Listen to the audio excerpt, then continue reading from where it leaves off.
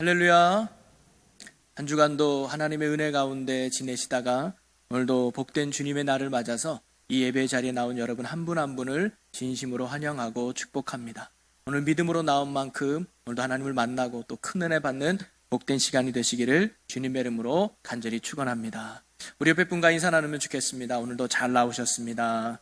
반갑습니다. 잘 나오셨습니다. 여러분, 오늘은 특별히 2019년도의 마지막 주일입니다. 1년은 365일, 주일이 총 52번의 주일이 있죠. 바로 오늘은 마지막 52번째 주일입니다.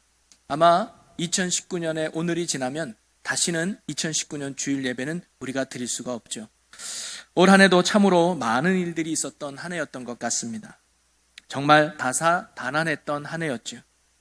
사회적으로도 그렇고 교회적으로도 큰일이 있었던 한 해였던 것 같습니다. 그러나 우리가 무엇보다 올 한 해도 하나님의 은혜로 여기까지 온 줄로 믿습니다. 하나님의 돌보심과 하나님의 지킴과 하나님의 인도하심이 있어서 오늘 저와 여러분이 바로 2019년의 마지막 주일까지 올 수 있었던 것 같아요. 우리 이 시간 먼저 올 한 해도 지켜주시고 인도해 주신 하나님의 큰 은혜와 또 그 사랑에 감사한 마음을 담아서 먼저 우리 하나님께 큰 박수로 영광 돌리겠습니다. 하나님 감사합니다. 할렐루야, 감사합니다. 여러분, 그 마음처럼 내년 한 해도 하나님의 큰 은혜 가운데 승리하는 여러분의 복된 삶이 되시기를 주님의 이름으로 간절히 축원합니다. 그리고 여기 계신 여러분 한 분 한 분도 정말 올 한 해 동안 수고 많으셨습니다. 힘들고 어려운 삶의 현장 속에서 늘 예배의 자리를 지키고 믿음의 자리를 흔들림 없이 굳게 지켜온 여러분들을 정말 진심으로 격려하고 축복하고 싶습니다. 우리 그런 마음을 담아서 우리 옆 사람에게 서로 이렇게 축복해주고 이렇게 인사했으면 좋겠어요. 한 해 동안 정말 수고 많으셨어요. 잘하셨습니다. 애쓰셨습니다. 우리 옆 사람에게 그렇게 축복하면 좋겠습니다. 수고 많으셨어요. 잘하셨습니다. 감사합니다. 네, 정말 애 많이 쓰셨습니다. 정말 잘하셨습니다. 그래도 잘했다고 우리가 서로 격려하지만 돌아보면 아쉬움이 남는 게 올 한 해죠. 그리고 돌아보면 미련이 남는 게 올해 이 시간인 것 같습니다. 인생은 아무리 부지런히 살아도 아무리 열심히 살아도 돌아보면 아쉬움이 남고 후회가 남는 것 같아요. 그렇지만 오늘 그 아쉬움과 후회는 다 훌훌 털어버리시고 오늘 새롭게 주시는 하나님의 은혜 가운데 결단하심으로 내년 2020년에는 더 행복하고 더 기쁘고 더 은혜가 충만한 복된 한 해가 되시기를 주님의 이름으로 간절히 축원합니다. 그래서 저는 오늘 2019년의 마지막 주일을 맞이하면서 끝이 좋은 사람이라는 제목으로 하나님의 말씀을 함께 나눠보려고 합니다. 여러분, 인생은 어떻게 시작하느냐보다 어떻게 끝나느냐가 더 중요하다고 생각합니다. 저는 여러분이 시작도 좋지만 끝이 아름다운 여러분의 삶이 되기를 주님의 이름으로 간절히 소망합니다. 우리 대학생들은 입학할 때 박수 받는 것뿐만 아니라 졸업할 때 큰 박수 받을 수 있는 그런 학생들이 되었으면 좋겠어요. 여러분 직장 생활할 때 취직했다고 새로 취업했다고 큰 박수 받지만 퇴직할 때도 누가 못지않게 큰 박수 받으며 끝낼 수 있는 그런 아름다운 삶이 여러분이 되었으면 좋겠습니다.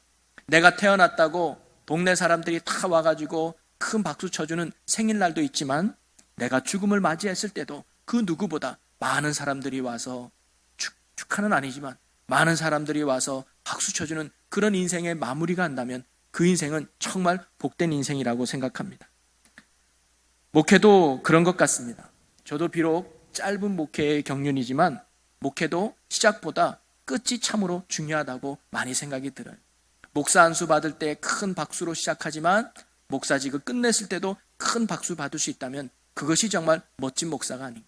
취임할 때 박수 받은 것만큼 퇴직할 때도 또는 은퇴할 때도 큰 박수를 받을 수 있다면 그 목사님은 정말 목회 잘한 게 아닐까. 저도 끝이 좋은 목사가 되기를 소망하며 그렇게 해보려고 합니다. 저뿐만 아니라 여러분도 어느 자리에 있든지 끝날 때 박수 받고 인정받을 수 있는 여러분의 복 있는 삶이 되시기를 주님의 이름으로 간절히 축원합니다. 그러나 우리의 가장 끝이 좋은 사람은 뭐냐면 바로 마지막 때가 있다는 거죠. 우리가 마지막 앞에 하나님 앞에 섰을 때 우리 하나님께서 잘했다 충성된 종아라고 칭찬 들을 수 있는, 인생의 끝이 아름다울 수 있는 저와 여러분의 복 있는 삶이 되시기를 주님의 이름으로 간절히 축원합니다. 그래서 오늘 그런 이야기를 한번 나눠보려고 해요. 우리가 어떻게 하면 끝이 좋은 사람이 될 수 있을까요? 우리가 어떻게 하면 하나님이 인정하고 하나님이 칭찬해주는 믿음의 종으로 살아갈 수 있을까요? 저는 오늘 말씀 속에 그 해답이 있다고 생각합니다. 오늘 말씀은 우리가 너무나 잘 알고 또 익히 들었던 달란트 비유의 말씀이죠. 내용은 이렇습니다. 한 주인이 어디 먼 길을 떠나기 전에 종들에게 각각 달란트를 맡깁니다. 5달란트, 2달란트, 1달란트를 맡기죠. 그리고 떠나요. 그리고 오랜 시간이 지난 후에 주인이 돌아왔을 때 종들과 결산을 합니다. 그랬더니 두 종은 5달란트 받은 종은 5달란트를 남기고 2달란트 받은 종은 2달란트를 남겨요. 그런데 1달란트 받은 종은 그대로 가지고 온 거예요. 1달란트 그대로. 그리고 나서 주인은 달란트를 남겼던 종들에게는 동일하게 이렇게 칭찬해요. 자, 21절 우리 다 같이 한번 읽어보겠습니다. 잘하였도다 착하고 충성된 종아, 내가 작은 일에 충성하였음에 내가 많은 것을 내게 맡기리니 내 주인의 즐거움에 참여할지어다. 아멘. 칭찬만 듣는 것이 아니라 주인의 즐거움에까지 참여했어요. 뭐냐면 주인과 동등되게 여겨줬다는 거예요. 그건 종으로서 엄청난 영광이죠. 자, 반면에 땅에 감춰주었다가 1달란트 그대로 주인에게 가져온 이 종에게는 주인이 이렇게 말합니다. 26절 한번 볼까요? 그 주인이 대답하여 이르되 악하고 게으른 종아, 나는 심지 않은 데서 거두고 해치지 않은 데서 모으는 줄로 내가 알았느냐. 그러면서 30절에 이렇게 말하죠. 우리 같이 읽어봅니다. 이 무익한 종을 바깥 어두운 데로 내쫓으라. 거기서 슬피 울며 이를 갈리라 하니라. 주인은 1달란트 받았던 종을 악하고 게으른 종이라고 책망하고 평가했습니다. 그리고 그를 바깥 어두운 데 내어 쫓으라 그랬어요. 칭찬 들었던 그 종은 주인과 함께 즐거운 잔치에 참여했는데 이 1달란트 받은 종은 주인 근처도 모르고 오히려 쫓겨났다는, 한마디로 말하면 1달란트 받은 자의 끝은 좋지 않았습니다. 그는 잘 끝내지 못했던 것이죠. 반면 두 종은 끝이 좋은 사람이었습니다. 잘 끝냈던 것이죠. 사실 예수님께서 오늘 비유로 말씀하신 이 달란트 비유에 말씀하신 이유는 마지막 때에, 즉 심판 때에 우리가 죽으면 하나님 나라 가고 하나님 앞에 서야 될 때, 그때 기다리는 성도들이 어떠한 자세로 이 땅을 살아가야 되는지를 예수님이 가르쳐주는 말씀이 오늘 본문 말씀의 내용이었죠. 즉 잘 끝내는 인생이 되라는 거예요. 그래서 마지막이 있음을 알고 그 마지막에 하나님 앞에 칭찬 듣고 그 마지막에 하나님께 인정받는 인생을 잘 끝내는 삶을 살라는 것이죠. 그럼 어떻게 하면 우리가 그런 인생을 살아갈 수 있는가를 가르쳐주는 말씀이 바로 오늘 본문 말씀이죠.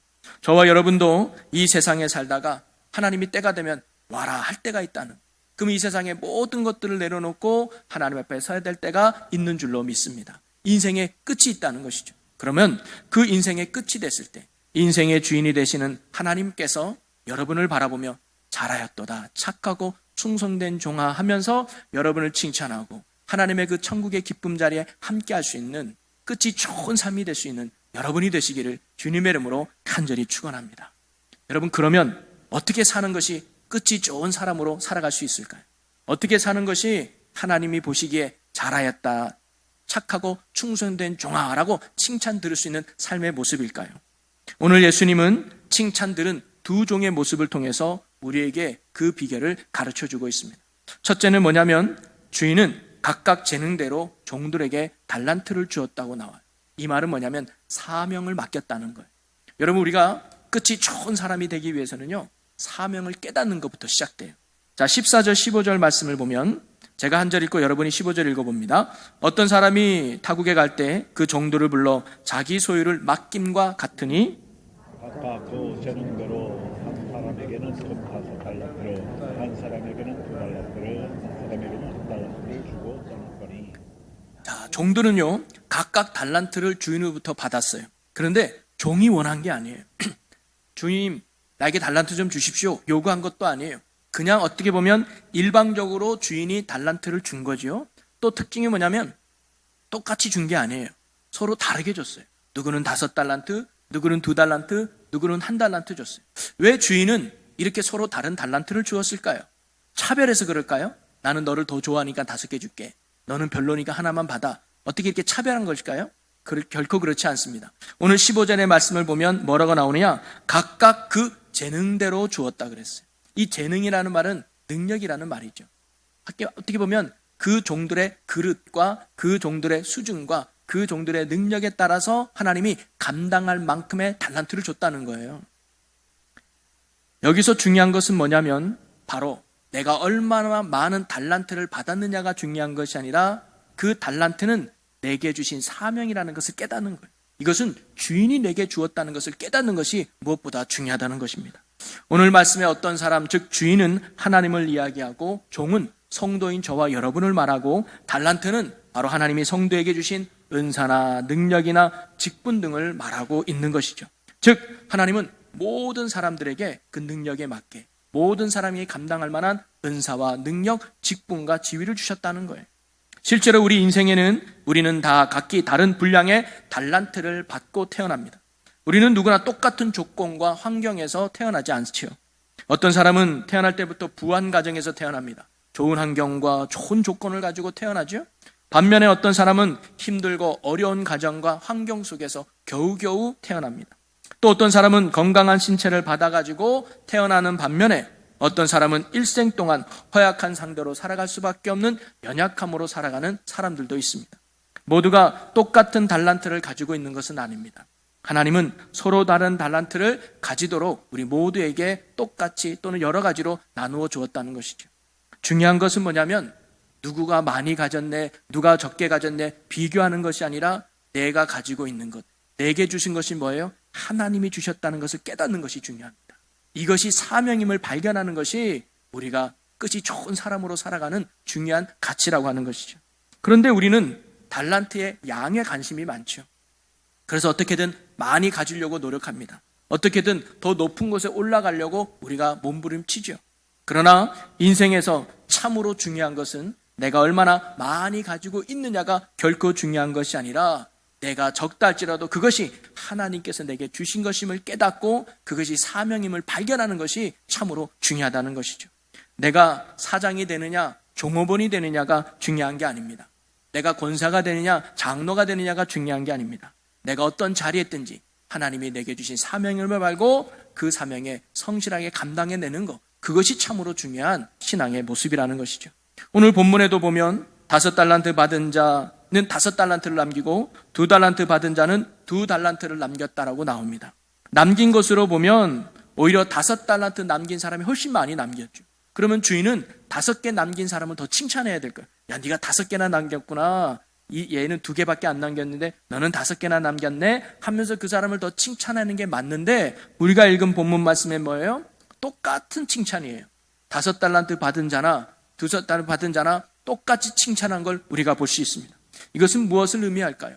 많이 가졌느냐가 중요한 게 아니라 내가 가진 것을 사명으로 여기고 이것을 가지고 성실하게 행하는 과정을 주님이 뭐예요? 기뻐하신다는 거예요. 여러분, 하나님은요 우리가 얼마나 많이 가지고 있느냐를 보지 않습니다. 하나님은 여러분의 통장에 돈이 얼마 있느냐? 솔직히 관심 없습니다. 하나님은 여러분이 어떤 박사 학위를 가지고 있느냐? 관심 없을 수 있습니다. 하나님은 여러분이 어떤 회사에 들어갔느냐? 중요하지 않습니다. 내가 과장이냐 부장이냐 내가 승진을 했느냐 하나님에게는 솔직히 중요하지 않습니다. 하나님이 정말 여러분에게 보시는 건 뭐냐면 바로 여러분이 그 돈을 가지고 여러분이 그 지식을 가지고 여러분이 그 명예와 권력을 가지고 여러분이 있는 자리에서 사명을 발견하는 거예요. 하나님이 뭘 원하는지 그걸 깨닫는 거예요. 그리고 그 사명을 감당해내는 삶의 내용을 하나님이 뭐예요? 원하신다는 거예요. 이러한 하나님의 마음과 시선을 발견하여 내게 주어진 것이 사명임을 발견하는 것이 우리의 인생을 헛되지 않고 우리의 인생이 끝이 좋은 사람으로 만드는, 그래서 하나님 앞에 충성된 종으로 살아가는 삶의 모습인 줄로 믿습니다. 자, 오늘 그 다음에 두 번째는 뭐냐면 이 두 종들은 주인으로부터 받은 것이 사명임을 발견하고 이 동은 어떻게 했느냐? 16절 17절 말씀을 함께 읽어보겠습니다. 5달란트 받은 자는 바로 가서 그것으로 장사하여 또 5달란트를 남기고 2달란트 받은 자도 그같이 하여 또 2달란트를 남겼으니, 이 종들은 내가 가지고 있는 달란트가 주인이 내게 맡겨진 사명인 걸 알았어요. 내게 아니란 걸 알았던 거지. 그랬더니 이 두 종은 뭐 한 거예요? 바로 가서 장사했다고 나와요. 뭐냐면 사명을 깨닫는 것도 중요하지만 그 다음에 뭐예요? 사명을 감당할 수 있는 성실함이 우리에게 있어야 되는 것을 이 종들이 우리에게 보여주죠. 근데 반면에 한 달란트 받은 자는 어떻게 했느냐? 활용하지 않고 땅속에 감춰두었던 것이죠. 그래서 그가 땅속에 감춰둔 이유를 이렇게 말합니다. 24절 25절 함께 읽어봅니다. 한 달란트 받았던 자는 와서 이르되 주인이여 당신은 굳은 사람이라 심지 않은 데서 거두고 해치지 않은 데서 모으는 줄을 내가 알았으므로 두려워하여 나가서 당신의 달란트를 땅에 감추어 두었었나이다. 보소서 당신의 것을 가지셨나이다. 이 한 달란트 받은 자는 그걸 땅속에 감춰둔 이유를 이렇게 이야기하는 거예요. 아니, 주인은 심지 않은 데서 거두는 분이고 해치지 않은 데서 모으는 분으로 내가 알았어요. 즉 내가 열심히 하지 않아도, 내가 수고하지 않아도 주인님은 잘하실 거예요. 열매 많이 맺을 거예요. 굳이 내가 할 필요 없을 것 같아요. 그러면서 뭐냐면 또 두려운 분으로 알았다는 거예요. 왜냐하면 내가 이거 괜히 장사하다가 실수하면 어떡해? 장사하다가 내가 잃으면 어떡해? 그러면 오히려 주인한테 혼나지? 아유, 그냥 원금이라도 갖다 드려야지. 이런 나약한 마음이 한 달란트 종의 모습이었죠. 그런데 주인은 이 한 달란트 받은 자를 악하고 게으른 종이라고 말합니다. 오늘 우리가 하나님에 대해서도 혹시 한 달란트 받은 자와 같은 그런 잘못된 생각으로 살아가는 성도들은 없는지, 나는 노력하지 않으면서, 나는 열심히 하지 않으면서 하나님이 알아서 잘해주겠지, 하나님이 나를 사랑하시니까 하나님이 내 갈 길을 인도해 주시겠지, 내 문제를 인도해 주겠지, 나는 기도하지 않으면서, 나는 섬기지 않으면서, 나는 헌신하지 않으면서 열매 맺기를 기다리는 한 달란트와 같은 그런 모습이 혹 우리에게는 없습니까? 얼핏 보면 믿음이 좋은 것처럼 보이지만 이것만큼 어리석은 믿음이 없습니다. 하나님은 결코 게으른 자에게 역사하지 않는다는 것입니다. 스펄전 목사님이 이런 말을 했습니다. 기도할 때는 모든 것이 하나님께 달려있는 마음으로 기도해라. 그러나 실천할 때는 모든 것이 내게 달려있다는 마음으로 실천해라. 여러분, 다윗은요, 골리앗이라고 하는 인생의 문제 앞에 믿습니다만은 외친 것이 아니라 자기가 할 수 있는 것을 가지고, 최고의 것을 가지고 최선을 다했단 말이에요. 그것이 비록 돌멩이 던지는 것뿐이라 할지라도 그는 그것을 가지고 믿음으로 최선을 다했습니다. 그랬더니 하나님은 그 작은 돌멩이에게 큰 골리앗을 쓰러뜨리는 능력의 도구로 사용했던 것이죠. 오늘 우리가 끝이 좋은 사람이 되기 위해서는 이 두 종들과 같이 사명을 발견하고 이 사명을 감당하기 위해서 바로 가서 장사하는 순종, 헌신이 필요한 줄로 믿습니다. 그래서 성경은 고린도전서 4장 2절을 보니까 맡은 자에게 구할 것은 충성이니라 라고 말하고 있습니다. 저는요, 이 말씀이 얼마나 위로가 되는지 몰라요. 여러분, 만약에 맡은 자에게 구할 것은 열매니라, 맡은 자에게 구할 것은 능력이니라 하면요, 저는 목사 못합니다. 아유, 제가 조용기 목사님 같은 능력도 없고요, 제가 아무개 목사님 같은 힘도 없는데 제가 어떻게 목회합니까? 근데 하나님이 내게 말하기를 맡은 자에게 구할 것은 충성이에요. 여러분, 충성이 뭐예요? 쉽게 말하면 성실한 거예요. 최선을 다하는 거예요. 5달란트 받았든 2달란트 받았든, 아니 내가 1달란트밖에 없든 중요한 건 내가 많이 가진 게 아니라 내가 할 수 있는 것 최선을 다하는 거예요. 성실하게 감당하는 것이죠. 여러분, 하나님은 제가 목사이기 때문에 저를 좋아하거나 장로이기 때문에 여러분에게 복을 주거나 권사이기 때문에 하나님이 여러분을 칭찬하는 게 결코 아니라는 겁니다. 목사답게 살아갈 때, 장로답게 행할 때, 권사답게 일할 때 하나님은 우리를 기뻐하시고 그 속에 놀라운 은혜와 복을 주실 줄로 믿습니다. 결코 충성은 열매 맺으라는 말이 아닙니다. 능력을 행하라는 말이 아닙니다. 내가 할 수 있는 가지고 최선을 다하는 성실함의 삶을 살아가는 것입니다. 다윗에게 하나님이 요구하셨던 것은 골리앗을 쓰러뜨리는 능력을 하나님이 요구한 게 아니었다는 거죠. 자신이 할 수 있는 것을 가지고 믿음으로 최선을 다하는 성실한 삶을 하나님이 원하셨던 거예요. 다윗도 그런 하나님의 마음을 알았기에 비록 돌멩이 하나밖에 없지만 성실하게 행했던 거예요. 최선을 다했더니 하나님이 열매 맺게 하셨고 능력을 베풀어 주셨던 것이죠. 사랑하는 성도 여러분, 여러분에도 분명 하나님이 사명을 주셨습니다. 그리고 여러분에게도 분명 하나님께서 귀한 직분을 허락하셨습니다. 그런데 여러분의 사명과 직분을 한 달란트 가진 자처럼 땅에 묻어두는 게으른 종들이 되지 않기를 간절히 소망합니다. 내가 할 수 있는 것을 찾아서 작은 일할지라도 성실하게 행할 때 그것이 바로 하나님이 원하는 종들의 모습이라는 것이죠. 저희 지방에 작은 교회가 하나 있습니다. 미자리 교회인데 늦게 목사님이 목회를 시작하셨어요. 그래서 그 사모님도 덩달아 늦게 같이 목회를 시작했는데 교인 수가 많지 않다 보니까 신방 가는 것도 뭐 일주일에 몇 집 안 돼요. 그러니까 시간이 많이 남는 거예요. 그런데 이 사모님은 그 외적인 시간들을 굉장히 열심히 사는 거예요. 이분은 이제 어린이를 가르치는 일을 했기 때문에 어린이 센터라든가 어린이집이라든가 기회만 되면 그 아이들한테 가서 복음을 전하기도 하고 그 아이한테 가서 자기가 가지고 있는 은사를 나누기도 하는 거예요. 그래서 웬만한 개척교회 목사님 저리 가는 정도로 사모님이 참으로 바쁘게 보내요. 그래서 하루는 그분과 함께 차를 타고 갈 일이 있어서 이런저런 얘기하다가 제가 여쭤봐요. 사모님, 그렇게 많이 바쁘게 이렇게 보내시는 거예요? 그랬더니 그 사모님의 말씀이 아직도 제 마음에 참 많이 남습니다.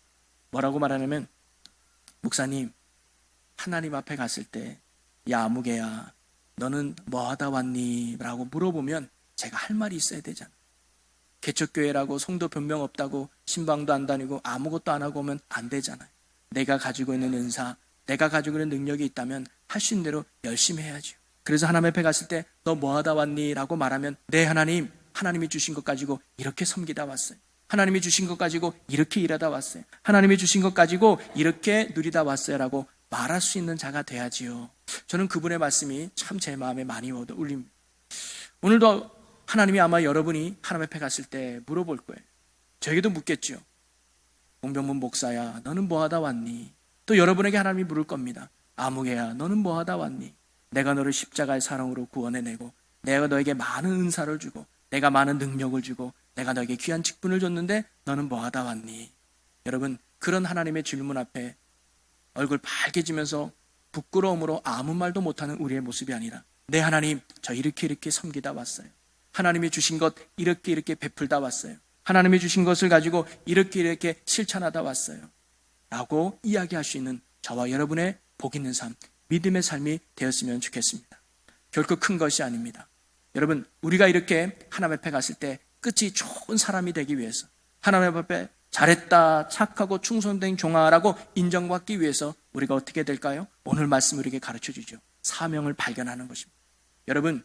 여러분이 남들과 비교했을 때 많다 적다 중요하지 않습니다. 지금 여러분이 무엇을 가지고 있든지, 지금 여러분이 어떤 자리에 있든지, 지금 여러분이 어떤 위치에 있든지 그것은 하나님의 사명일 수 있습니다. 그 자리에서 하나님을 섬기라. 그 자리에서 이웃을 섬기라고. 그 자리에서 하나님의 영광 위에 애쓰라고 주신 사명일 수 있어요. 사명을 발견할 수 있는 여러분이 되시기를 소망합니다. 그리고 그 다음에 뭐예요? 그 사명을 감당할 수 있는 성실함이 우리에게 있어야 돼요. 어떤 분이 말해요. 아유 하나님, 나는 저 장로님처럼 일할 수 없어요. 아유 저 권사님처럼 나는 일할 수 없어요. 나는 능력도 부족하고요. 안 돼요 라고 말할 수 있죠. 그러나 비교하지 마시기 바라요. 내가 할 수 있는 거 하면 됩니다. 그분은 그분이니까 그렇게 하는 거고 나는 나로서 하면 되는 거예요. 작은 것부터, 연약한 거지만 내가 할 수 있는 것부터 찾아보는 거예요. 그것이 기도라면 중보 기도를 하는 것이고 그것이 작은 섬김이라면 섬겨보는 거예요. 그 작은 성실함이, 작은 최선을 다하는 것이 하나님이 우리에게 보시는 아름다운 삶의 모습이라는 것이죠. 그럴 때 우리가 하나님 앞에 갔을 때 잘했더라, 충성된 종아라고 하나님의 칭찬을 들을 수 있는 우리 모두가 될 줄로 믿습니다. 하나님은 우리가 얼마나 많이 가졌는가를 결코 보시지 않습니다. 그것으로 무엇을 했느냐를 하나님이 보실 것입니다. 그래야 하나님 앞에 부끄럽지 않도록 믿음과 성실함으로 사명을 잘 감당하여 인생의 끝이 좋은 사람, 그래서 하나님께 잘했더라, 착하고 충성된 종이라고 칭찬 들을 수 있는 저와 여러분의 복 있는 삶이 되시기를 주님의 이름으로 간절히 축원합니다. 기도하겠습니다. 할렐루야. 사랑과 은혜가 많으신 아버지 하나님, 우리가 2019년의 마지막 주일을 드리면서 끝이 좋은 사람으로 살아가기를 결단하고 다짐하는 우리가 되게 하여 주시옵소서. 인생의 주인이 되시는 하나님께서 잘했다고 칭찬해 주시는 충성된 종으로 살아가는 우리가 되게 해 주옵소서. 그러기 위해 주님께서 내게 허락한 자리에서 믿음으로 성실하게 살아가는 우리가 되기를 원합니다. 내가 있는 위치에서, 내가 가지고 있는 자리에서, 내가 할 수 있는 것으로 주를 위해 헌신하고 신실하고 성실한 주의 종들이 되게 하여 주시옵소서. 그리하여 인생의 끝에서 잘했다, 착하고 충성된 종아라는 주님의 칭찬을 듣는 인생의 끝이 참으로 좋은 믿음의 성도들이 되게 하여 주시옵소서. 인생의 주인이 되시는 우리 주 예수 그리스도 이름으로 기도하옵나이다. 아멘.